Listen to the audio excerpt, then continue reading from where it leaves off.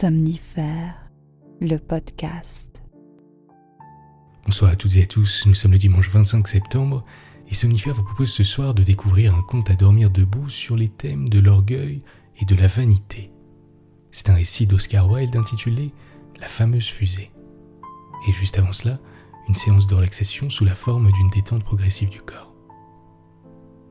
Je vous souhaite une excellente nuit et maintenant place à notre séance de relaxation. La séance de relaxation.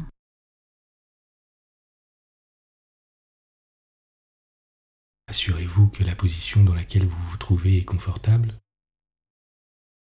Ajustez votre drap et votre couverture si vous le souhaitez.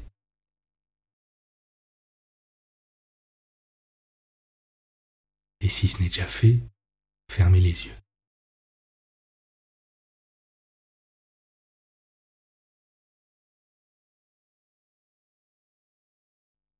Pendant la prochaine minute, tentez simplement d'observer votre respiration et si vous vous surprenez à penser à autre chose, ce n'est pas important, laissez les pensées s'évaporer.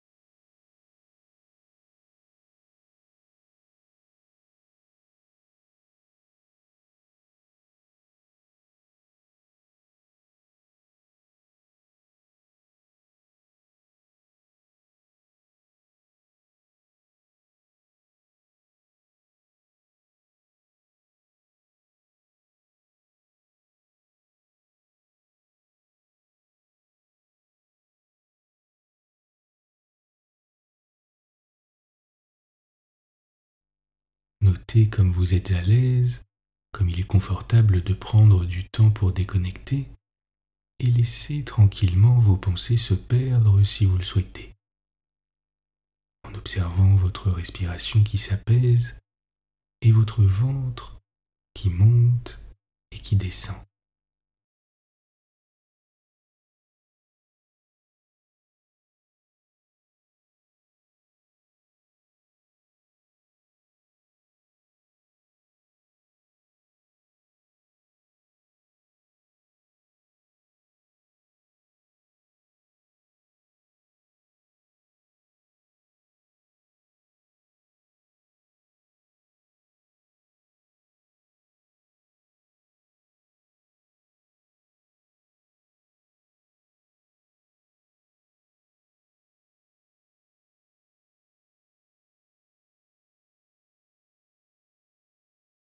On va à présent relâcher tous les petits muscles de notre visage.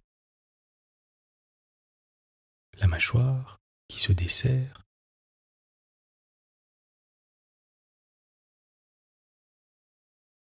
la langue qui se détend,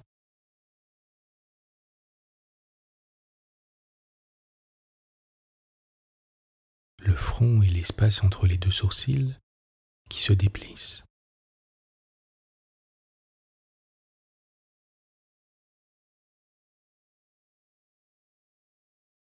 Et imaginez qu'à chaque expire, vos muscles se détendent un peu plus encore.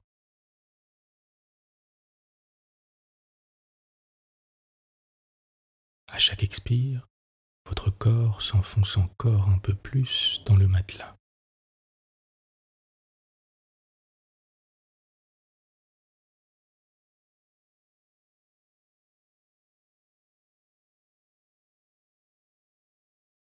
Laissez-vous simplement aller et basculer lentement vers la détente.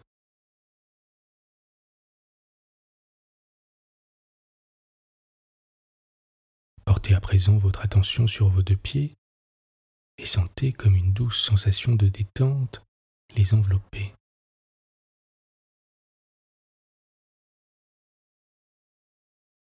Et remontez lentement au niveau de vos chevilles,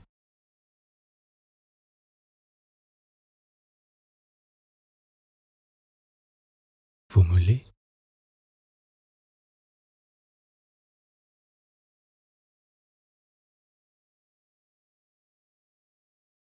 vos genoux,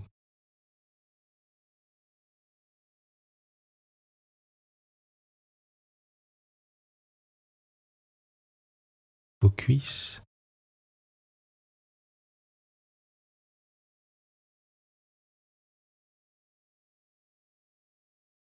vos hanches,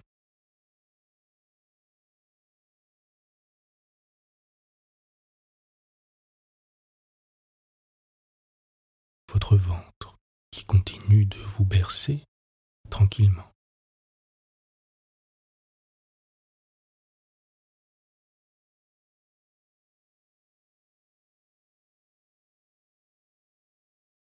Votre poitrine et votre dos.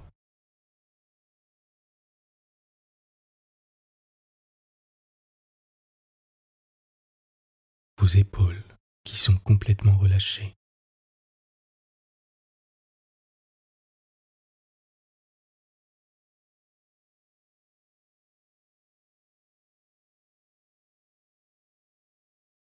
Laissez cette sensation de douceur s'installer un peu plus longtemps dans la région de vos épaules.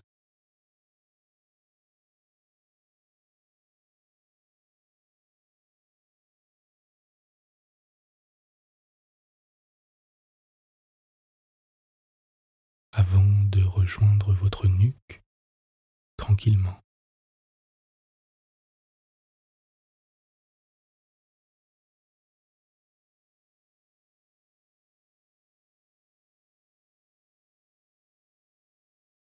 Puis votre tête et votre cuir chevelu, qui s'enveloppe à son tour d'une douce sensation de bien-être.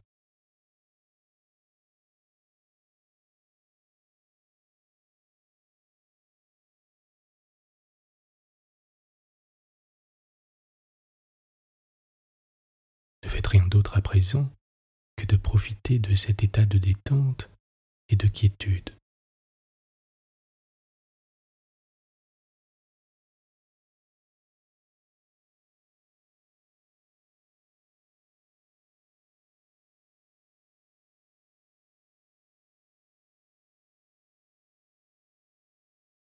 Et notez comme c'est plaisant, comme c'est agréable.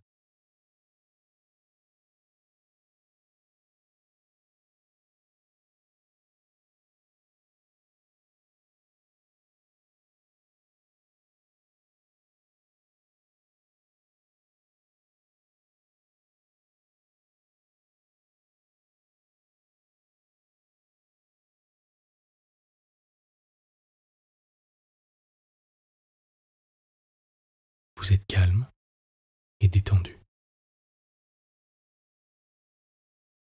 L'histoire du soir. Le fils du roi était sur le point de se marier. Aussi les réjouissances étaient-elles générales. Il avait attendu une année entière sa fiancée, et à la fin elle était arrivée. C'était une princesse russe, et elle avait fait route depuis la Finlande dans un traîneau attelé de sirènes. Le traîneau avait la forme d'un grand cygne d'or, et la petite princesse y était couchée entre les ailes du cygne. Son long manteau d'hermine retombait droit sur ses pieds. Sur sa tête, elle avait un petit bonnet tissé d'argent, et elle était pâle comme le palais de neige dans lequel elle avait toujours vécu. Elle était si pâle que quand elle passait par les rues, les gens s'en étonnaient. Elle ressemble à une rose blanche, criait-on, et des balcons on jetait des fleurs sur elle. À la porte du château, le prince l'attendait pour la recevoir. Il avait des yeux violets et rêveurs, et ses cheveux étaient comme de l'or fin. Quand il la vit, il fléchit le genou et baisa sa main.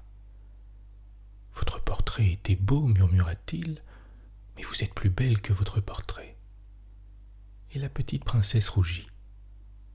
Elle ressemblait tout à l'heure à une rose blanche, dit un jeune page à son voisin, mais maintenant elle ressemble à une rose rouge. Et toute la cour fut dans le ravissement. Les trois 3 jours qui suivirent, tout le monde se disait « Rose blanche, rose rouge, rose rouge, rose blanche ». Et le roi donna des ordres pour que la solde du page fût doublée. Comme il ne recevait aucune solde, sa position n'en fut pas bien améliorée. Mais on considéra cela comme un grand honneur et le décret royal fut dûment publié dans la gazette de la cour. Les 3 jours écoulés, le mariage fut célébré. Ce fut une superbe cérémonie. La mariée et le marié se promenèrent la main dans la main sous un dais de velours propre brodé de petites perles. Puis il y eut un banquet officiel qui dura 5 heures. Le prince et la princesse étaient assis au bout du grand hall et burent dans une coupe de pur cristal. Seuls les vrais amoureux peuvent boire dans cette coupe, car si des lèvres menteuses y touchaient, le cristal se ternirait et deviendrait gris et nuageux. « Il est visible qu'ils s'aiment l'un et l'autre, dit le petit page. C'est clair comme le cristal. » Et le roi doubla de nouveau sa solde. « Quel honneur !» s'exclamèrent tous les courtisans. Après le banquet, il y eut un bal. Le marié et la mariée devaient danser ensemble la danse des roses et le roi jouait de la flûte. Il jouait très mal, mais jamais personne n'avait osé lui dire parce qu'il était roi. Néanmoins, il ne savait que 2 airs et n'était jamais bien sûr lequel il jouait. Mais peu importait, car quoi qu'il fît, tout le monde criait « C'est charmant, c'est charmant ». Le dernier article du programme était un grand déploiement de feux d'artifice qui devait terminer exactement à minuit. La petite princesse n'avait jamais vu un feu d'artifice de sa vie. Aussi le roi avait-il enjoint au pyrotechnicien royal de mettre en jeu toutes les ressources de son art le jour du mariage de la princesse. « À quoi ressemblent les feux d'artifice » avait-elle demandé au prince un matin comme elle se promenait sur la terrasse. « Ils ressemblent à l'aurore boréale » dit le roi qui répondait toujours aux questions qu'on adressait aux autres. « Seulement, ils sont plus nature. Moi, je les préfère aux étoiles, car on sait toujours quand ils vont commencer à briller, et ils sont aussi agréables que ma musique de flûte. Vous les verrez certainement. » Donc au fond du jardin royal, un stand avait été préparé et aussitôt que le pyrotechnicien royal eut tout rangé en place, les feux d'artifice se mirent à causer entre eux. « Le monde est à coup sûr très beau, dit un petit pétard. Regardez ces tulipes jaunes. Ma foi, ce seraient de vrais marrons qu'elles ne seraient pas plus jolies. Je suis bien heureux d'avoir voyagé. Les voyages développent étonnamment l'esprit et jettent bas tous les préjugés qu'on a pu concevoir. Le jardin du roi n'est pas le monde, jeune fou, dit une grosse chandelle romaine. Le monde est un énorme espace, et il vous faudrait 3 jours pour le parcourir tout entier. Tout endroit que vous aimez est pour vous le monde, dit un soleil attaché jadis à une vieille boîte de sapin et très orgueilleux de son cœur brisé. Mais l'amour n'est pas à la mode, les poètes l'ont tué. Ils ont tant écrit là-dessus que personne ne les croit plus, et je n'en suis pas surpris. Le véritable amour souffre et se tait. Le roman est une chose du passé. Stupidité, s'écria la chandelle romaine. Le roman ne meurt jamais. Il ressemble à la lune. Il vit toujours. Le marié et la mariée s'aiment tendrement. J'ai tout appris sur eux ce matin d'une cartouche de papier brun qui s'est trouvée dans le même tiroir que moi et qui connaît les dernières nouvelles de la cour. Mais le soleil secoua sa tête. Le roman est mort, murmura-t-il. Il était de ces gens qui pensent que si vous répétez un certain nombre de fois la même chose, elle finit par devenir vraie. Soudain, on entendit une toux sèche et perçante, et tous regardèrent autour d'eux.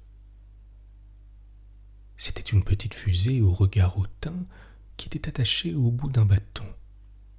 Elle toussait toujours avant de faire une observation, comme pour attirer l'attention. Fit-elle, et tout le monde l'écouta, sauf le pauvre Soleil qui secouait toujours sa tête et murmurait « Le roman est mort ». Aussitôt que le silence fut parfait, la fusée toussa une troisième fois et commença. Elle parlait d'une voix distincte et très lente, comme si elle dictait ses mémoires, et elle regardait toujours par-dessus l'épaule de la personne à laquelle elle parlait. En fait, elle avait des manières très distinguées. Comme le fils du roi est heureux, remarqua-t-elle, de se marier le jour même où je dois être lancée. Vraiment, si cela a été combiné de longue main, cela ne pouvait tourner mieux pour lui. Mais les princes ont toujours de la chance. Ah bah, dit le petit pétard, je pensais que c'était tout juste le contraire et que vous étiez lancé en l'honneur du prince. C'est peut-être là votre cas, répliqua la fusée, et même je n'en doute pas. Mais pour moi, c'est différent. Je suis une fusée de qualité, et je suis issue de parents de qualité. Ma mère était la plus célèbre girandole de son temps. Elle était réputée pour la grâce de sa danse. Quand elle fit sa grande apparition publique, elle tourna 19 fois avant de s'éteindre, et à chaque tour, elle jetait en l'air 7 étoiles rouges. Elle avait 3 pieds et demi de diamètre et était composée de la meilleure poudre. Mon père était fusé comme moi et d'extraction française. Il volait si haut que l'on craignait de ne pas le voir redescendre. Il redescendait cependant, parce qu'il était d'une excellente constitution, et il fit une très brillante chute en une pluie d'étincelles d'or. Les journaux s'exprimèrent à son sujet en termes très flatteurs, et même la Gazette de la cour dit de lui qu'il marquait le triomphe de l'art polytechnique. Pyrotechnique, c'est pyrotechnique que vous voulez dire, intervint le feu de Bengale. Je sais que c'est pyrotechnique parce que j'ai vu le mot écrit sur ma boîte de fer-blanc. Je disais, continua la fusée. Je disais, qu'est-ce que je disais? Vous parliez de vous, reprit la chandelle romaine. Naturellement. Je sais que je discourais sur quelque intéressant sujet quand j'ai été si grossièrement interrompu. Je déteste la grossièreté et les mauvaises manières de toute espèce, car je suis extrêmement sensible. Nul au monde n'est aussi sensible que moi, j'en suis certaine. Qu'est-ce qu'une personne sensible? Demanda le marron à la chandelle romaine. Une personne qui, parce qu'elle a des corps, marche toujours sur les orteils des autres, répondit la chandelle dans un faible murmure. Et le marron éclata presque de rire. « Pardon, de quoi riez-vous » demanda la fusée. « Je ris parce que je suis heureux » répliqua le marron.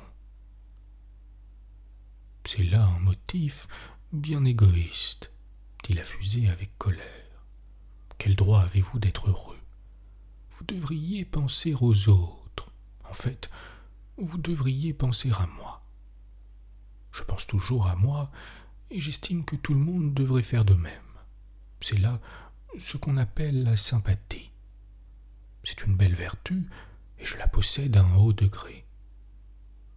Supposez par exemple qu'il m'arrive quelque accident ce soir. Quel malheur ce serait pour vous tous. Le prince et la princesse ne pourraient plus être heureux. Ça en serait fait de leur vie de ménage. Et quant au roi, je crois qu'il ne pourrait supporter cela. Vraiment, quand je commence à réfléchir à l'importance de mon rôle, je suis presque ému aux larmes. Si vous désirez plaire aux autres, s'écria la chandelle romaine, vous feriez mieux de vous tenir au sec. Certainement, s'exclama le feu de Bengale, qui n'était pas de très bonne humeur. C'est simplement là du sens commun. Du sens commun, vraiment, répartit la fusée indignée. Vous oubliez que je n'ai rien de commun et que je suis très distingué. Ma foi, tout le monde peut avoir du sens commun pourvu qu'on n'ait pas d'imagination. Mais j'ai de l'imagination car je ne vois jamais les choses comme elles sont. Je les vois toujours très différentes de ce qu'elles sont. Quant à me tenir au sec, c'est qu'il n'y a évidemment ici personne qui sache apprécier à fond une nature délicate. Heureusement pour moi, peu m'importe. La seule chose qui soutient quelqu'un dans la vie, c'est la conscience de l'immense infériorité de ses semblables, et c'est là un sentiment que j'ai toujours entretenu en moi. Mais aucun de vous n'a de cœur. Vous criez et vous réjouissez comme si le prince et la princesse n'étaient pas en train de se marier. Et s'exclama un petit globe à feu. Pourquoi pas? C'est une joyeuse occasion, et quand je rugirai dans l'air, je me propose d'en faire part à toutes les étoiles. Vous les verrez briller quand je leur parlerai de la jolie mariée. La fusée continua de se montrer orgueilleuse avec tout le monde, si bien qu'elle se retrouva seule dans le fossé. Ce sont vraiment des esprits médiocres, pensa-t-elle. Alors la lune se leva comme un superbe bouclier d'argent, et les étoiles se mirent à briller, et le son d'une musique arriva du palais. Le prince et la princesse conduisaient la danse. Le feu d'artifice fut grandiose, et tout le monde l'admira avec fascination. Quelle piètre fusée, pensèrent les autres avec dédain. Bonne nuit. Bonne nuit.